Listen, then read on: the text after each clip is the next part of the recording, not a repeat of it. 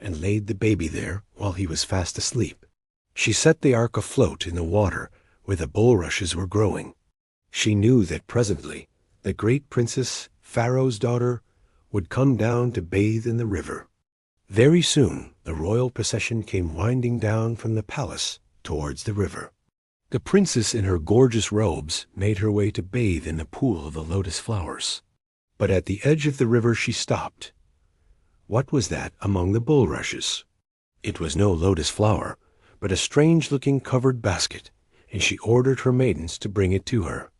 The little ark was lifted out of the water and carried to the princess. There was surely something alive inside. The princess was full of curiosity as she leaned down and lifted the cover to look in. Then she started back in amazement. The dearest little baby she had ever seen lay there, rosy and fresh.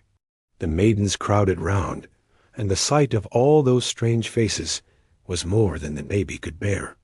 He puckered up his face and began to cry. That little wailing cry went to her heart. She guessed at once that this was one of the Hebrew babies which had been ordered to be destroyed. She made up her mind that this beautiful boy should at least be saved. Miriam had been watching from her hiding place, and with anxious, beating heart she came forward now. Could she help the princess? She asked. Should she find a Hebrew woman who might look after the baby? Perhaps the princess guessed that the mother was not far off, and she smiled as a nurse was so quickly found. "Take this child away," she said, "and nurse it for me, and I will give thee thy wages."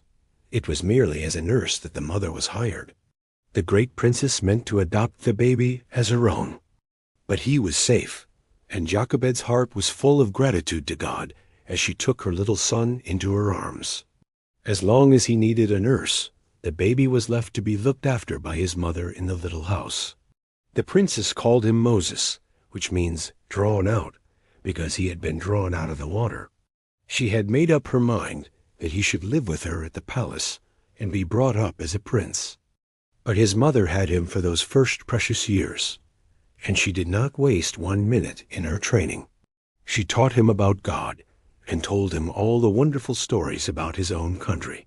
She sowed the seeds of truth in the heart of her little son, which long afterwards were to blossom out.